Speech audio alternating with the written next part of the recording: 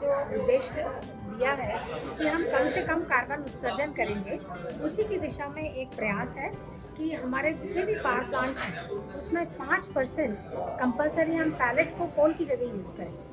तो इससे CO2 emission भी बचेगा और हमारे जो किसान भाई हैं जो उनको एक नई आमदनी का रिसोर्स इसके द्वारा जरिया मिल पाएगा। तो इसी का प्रयास के लिए मिशन समर्थ है, जो कि जितने भी लोग हैं, किसान हैं, पैलेट मैन्युफैक्चरर्स हैं, जो रिसर्चर हैं और जो पावर प्लांट हैं, उन सारे के सारे लोगों को मिल करके ये इस तरह के कार्यक्रम करके सभी को अवेयर करने के लिए प्रयास कर रहे हैं। NPTI के द्वारा इसमें ट्रेनिंग प्रोवाइड की जा रही है। जी बिल्कुल, अभी भारत सरकार ने जो ये मिशन समर्थ शुरू किया है उसमें 5% पैलेट कोल की जगह जलाने के लिए कहा है कंपलसरी, और इसका अनुपात बढ़ाते जाएंगे 7% फिर 10%। तो एक वैल्यू चेन अच्छे से एस्टैब्लिश हो गई कि अगर किसान पराली को लेता है तो उसको खरीदने वाले खड़े हैं, और जो खरीद रहे हैं वो उसको पैलेट बनाने वाले भी इंडस्ट्री खड़ी हुई है, और सबसे बड़ी बात है कि उसको खरीदने वाली NTPC खड़ी हुई है। और ना सिर्फ NTPC बल्कि थर्मल में जितनी प्राइवेट कंपनी, सभी के लिए धीरे से ये कंपलसरी हो जाएगा। पराली हुई, मूंगफली का कचरा हुआ, सभी प्रकार के कचरे से भविष्य में एक जैव ऊर्जा तैयार करना और आम जन को उससे सुविधाएं प्रदान करना और लोगों को उस विविधता से पूर्ण करना। मैं इस प्रकार के ट्रेनिंग के लिए सभी आयोजकों का अभिनंदन करता हूं, आए हुए बंधुओं का अभिनंदन करता हूं। आप सबका धन्यवाद। मीडिया और पत्रकार बंधुओं का भी बहुत बहुत धन्यवाद। This National Biomass Mission for use of agro residue and thermal power plants, जिसको आज हम समर्थ मिशन का नाम से जानते हैं, इस मिशन ने बायोमास को फायरिंग के पूरा कंट्री में एक्सपांड करने के लिए डिफरेंट स्टेप्स लिए हैं।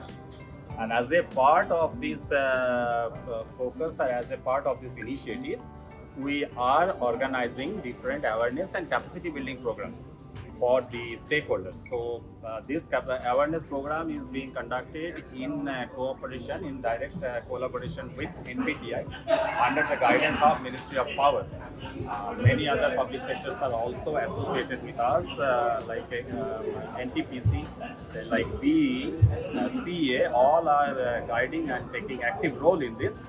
And this capacity building program at Jaipur, we are conducting for the first time. Till date, we have conducted total 20 numbers of capacity building programs. The first time we are doing it in Rajasthan. NPTI का और सारे हमारे MSME सभी का बहुत हृदय से अभिनंदन करता हूँ कि आपने जयपुर में इस प्रकार के एक वर्कशॉप, एक ट्रेनिंग प्रोग्राम रखा है।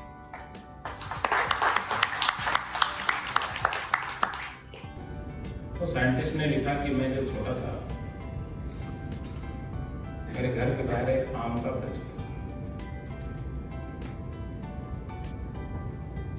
उसमें फल आ गए और मुझे लगा जब फल पक जाएगा तो मैं उसको पत्थर मार करके तोड़ूं। धीरे धीरे फल पकने लगे। जब भी ये फल तोड़ने के लिए पत्थर उठाता, उस समय इसके दादा दादी, माता पिता को लिया जाता। एक दिन घर के बाहर कोई नहीं था, ये स्कूल से लौटा और इसने देखा एक बहुत अच्छा पका हुआ आम है, इस आम को तोड़ना है। इसने जैसे ही पत्थर उठाया और पत्थर उठाकर मारने लगा, तब तक इसकी दादी मां आ गई और दादी मां ने कहा कि शाम को पौधे पर, वृक्षों पर पत्थर नहीं मारते। तो इसने पूछा, दादी मां शाम को क्यों नहीं मारते? उन्होंने कहा, शाम को वृक्ष सो जाते हैं। तो वृक्ष भी सोते हैं क्या? उन्होंने कहा, हाँ वृक्ष भी सोते हैं। तो फिर ये जगते भी होंगे? हाँ वृक्ष जगते भी हैं। तो फिर ये खाते भी होंगे? हम जो छोड़ते हैं ये खाते हैं और ये जो छोड़ते हैं वो हम खाते हैं। एक दादी माँ उसके छोटे छोटे सब प्रश्नों का उत्तर दे रही है। दादी माँ ने कहा, ये सोते भी है, जगते भी है। तो उस बालक ने पूछा, ये हंसते भी है क्या? हाँ वृक्ष बहुत खिलखिला कर हंसते हैं, बहुत प्रसन्नता से हंसते हैं।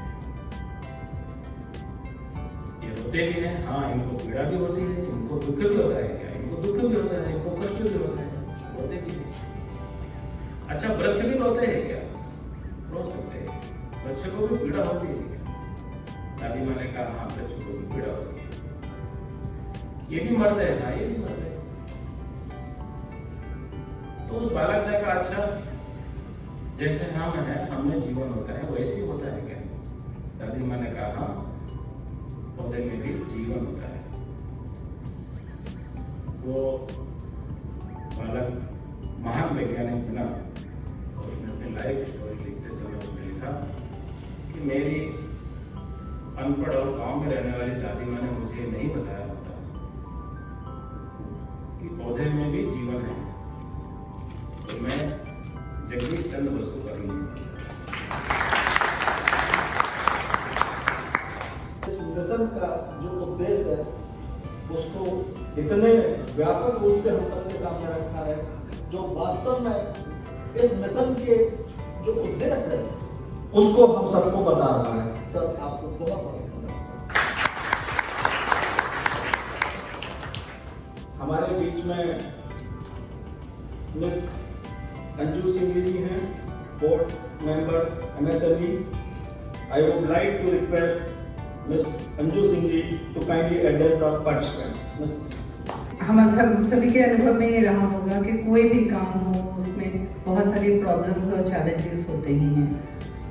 हम सबके पास ये आज अपॉर्चुनिटी है कि हम प्रॉब्लम के बारे में ही बात करें या जो सोल्यूशन है हम सब उसका हिस्सा हो सकते हैं।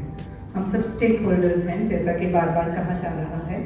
मैं यहाँ MSME नेशनल बोर्ड की मेंबर हूँ और लघु उद्योग भारती से भी हूँ, खुद एक एंटरप्रेन्योर हूँ, तो मैं इंडस्ट्री को रिप्रेजेंट कर रही हूँ। आप सब लोग जो यहाँ इंडस्ट्री से हैं, फार्मर्स हैं, हम सब यहाँ पे इकट्ठे होके आज इसी विषय पे बात कर रहे हैं कि ये जो प्रॉब्लम है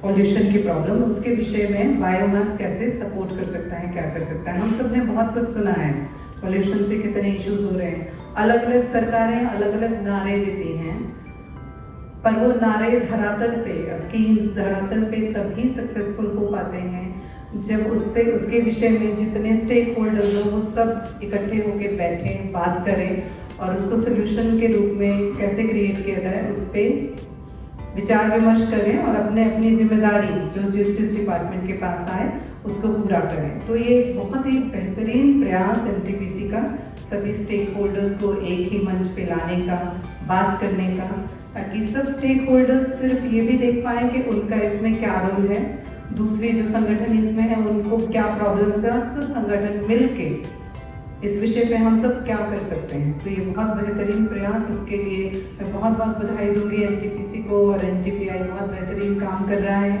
दोनों संस्थाओं को भी जोरदार तालियां मैडम के लिए। आज हम सब लोग बहुत सौभाग्यशाली हैं कि हमारे बीच में Shri Vivek Gupta ji, independent director NTPC मौजूद हैं और उन्होंने अपना समय हमारे लिए दिया है। नमस्कार। मंच पर विराजे हमारे अतिथिगण माननीय भाजपा के संगठन महामंत्री Shri Chandrashekhar ji, MSME national board की member Shrimati Anju Singh ji, national bio mission के founder director Shri Sudeep Lal ji and PTI की DG श्रीमती त्रिपुरा ठाकुर जी और सारे राजस्थान नहीं अपितु मशीन मैन्युफैक्चरर्स जो पूरे देश से यहाँ चलकर आए हैं, राजस्थान की धरा पे लोगों को एक नया काम खड़ा करने की प्रेरणा देने के लिए, उन सभी का हार्दिक अभिनंदन है। आप सब यहाँ आए, अपना समय दिया। मुझसे पूरा पहले के सारे वक्ताओं ने मोटा मोटा विषय बताया है और गुण विषय जो टेक्निकल रहेगा वो सारे के सारे एक्सपर्ट्स हमारे सामने आके रखेंगे आने वाले चरणों में। क्योंकि मैं यहाँ पर NTPC के इंडिपेंडेंट डायरेक्टर के बतौर आप लोगों के समक्ष प्रस्तुत हो रहा हूँ, तो मुझे लगता है कि बाकी के विषय वो लोग बताएंगे तो ठीक रहेगा। मुझे NTPC इस बायो मिशन के लिए क्या कर रही है उस पर थोड़ा सा बताना चाहिए, ऐसा मुझे लगता है। साथियों, आप सबको पता है कि NTPC भारत सरकार की एक महारत्न कंपनी है जिसका ऊर्जा क्षेत्र में कार्य है और भारत की ऊर्जा के लिए लगभग एक बहुत बड़ा हिस्सा एनटीपीसी ही प्रोड्यूस करती है, वो उसकी जिम्मेदारी है। राजकीय उपक्रम होने के नाते वो एक बड़ा अपना कार्य उसके अंदर निभा रहे हैं और करीब 40 से ज्यादा बड़े प्लांट्स, जिसमें क्रिटिकल सुपर क्रिटिकल प्लांट्स भी हमारे पास हैं। और एनटीपीसी जैसे कि नाम ही उसका विदित है, नेशनल थर्मल पावर कॉर्पोरेशन। सभी हमको सबको लगता है कि थर्मल पावर कॉर्पोरेशंस हैं, ये मतलब थर्मल पावर का मतलब जो कि कोयला जलाकर बिजली पैदा करते हैं। तो पूर्व में कोयला जलाकर बिजली पैदा करना ही एक सोर्स था। धीरे धीरे परमाणु ऊर्जा, विंड ऊर्जा, सोलर ऊर्जा, फ्लोटिंग सोलर ऊर्जा, ये सारी धीरे धीरे आ रही है। पर अब एनटीपीसी का नाम नेशनल थर्मल पावर नहीं है, वो सिर्फ एनटीपीसी ही है। क्योंकि एनटीपीसी आज ना अपितु कोयले से बिजली, जो हमारे थर्मल बिजली कहते हैं, उसके अंदर अग्रणी है, बल्कि वो विंड में राजस्थान और गुजरात के अंदर, सोलर के अंदर, और अभी तो प्रधानमंत्री जी ने 15 दिन पहले वर्ल्ड का लार्जेस्ट सोलर फ्लोटिंग सोलर जो रमाकुंडा में है, वो भी हमारा देश को समर्पित किया है, वो भी एनटीपीसी में है। तो हम लोग नेशनल थर्मल पावर कॉर्पोरेशन ना होकर नेशनल पावर कंपनी बनते जा रहे हैं। और ये देश के लिए है, देश के हित में है कि हम धीरे धीरे हमारा थर्मल का पार्ट कम कर रहे हैं और अपने जो है ना इकोलॉजिकल वो है आदि को हम आगे बढ़ा रहे हैं।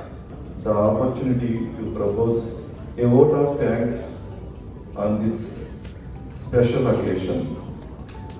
I would like to thank Sri Vivek Gupta ji, Independent Director NTPC, for taking time from his hectic schedule and delivering the inaugural address. Thank you for your very interesting and thought-provoking address. I am sure that all the participants have taken note of your suggestion. I sincerely thank Dr. Tripta Thakur ji, Director General, National Power Training Institute, who is a source of inspiration and motivation with her vast knowledge and acumen in the subject. यानी हमें India mart के through multiple conferences से हमें manually ये cover करना पड़ता है, networking पढ़ानी पड़ती है, तब जाके वेंडर में मिलता है। UI can be just formality. तो कई बार होता क्या है कि एग्जाम्पशन लोग मांगने के लिए क्या करते हैं, यूआई नोट करते हैं, यूआई का एक पेपर लगा देते हैं कि हमने यूआई नोट किया और कोई हमें वेंडर बेस तो मिला नहीं, तो बायोमास तो अवेलेबल है नहीं। बायोमास तो कंट्री वाइड अवेलेबल है, उसका डेटा भी स्काई के पास है, आईसी बेंगलोर ने काफी स्टडी किया है, हमारे पास डेटा अवेलेबल है, तो बायोमास सरप्लस अबंडेंट मौजूद है। ओनली थिंग इज कि हमारे प्रोसेसिंग करने वाले वेंडर्स उपलब्ध नहीं है। तो ये सेक्टर डेवलपिंग है, तो जिनको उसके पास डिमांड होगी और जिनको उसके पास मन में एक बार बन जाएगा कि हमें इसे करना है, इसे करने में फायदा है और एनर्जी ट्रांजिशन और रिन्यूएबल प्रोडक्शन ये सबसे सस्ते में कर सकता है। तो जब एक बार इस तरह का नोशन बन जाएगा और उस पर हम फर्म रहेंगे तो gradually with time potassium content has not been mentioned in that particular table. That will entirely affect the fly ash characteristics, or it will definitely affect the settling property of that fly ash. When the cement manufacturer, they will use that particular. First question is this. Second is, you have compared 5 to 7 rupees there in variable charges to them. In what size units you have compared this particular 5 to 7 rupees? That slide, it was potassium content, that was mentioned as alkali content. So alkali means both sodium and potassium, and both causes lagging. So it was mentioned as alkali content, and alkali content in the case of paddy is 6 to 8%. In case of paddy, it is 3 to 8%, but in mustard and all, it is even less. So paddy is the worst. In mustard case, it is even less. Groundnut, shell, war, it is even less. But in case of paddy, it is more. But that is why we are limiting it to 10%. When we will limit it up to 10%, slagging will not happen, corrosion will not happen, and even there will be no impact on fly ash characteristic as far as ash utilization in the cement country is concerned. Fly ash resistivity is very high, no? No, it is high. That is why we are limiting up to 10%. When we limit up to 10%, so that will not happen. That means up to 10% we do not want any modification in our government. In power plant, some operational modification is required. Only operational? Yes, some operational modification is required. Like you have to revive the steam melting valve. You will have to make it remote operative. Second thing is mill operation philosophy will change. Earlier you were controlling mill outlet temperature. No major modification at the moment. No major modification. Only one thing we'll have to install in long term, that is biomass handling and storage infrastructure, where you will get the abundant quantity of biomass. So that all will require to be done on the long term. But for to start the biomass profiling, the major modifications, some minor modifications are required.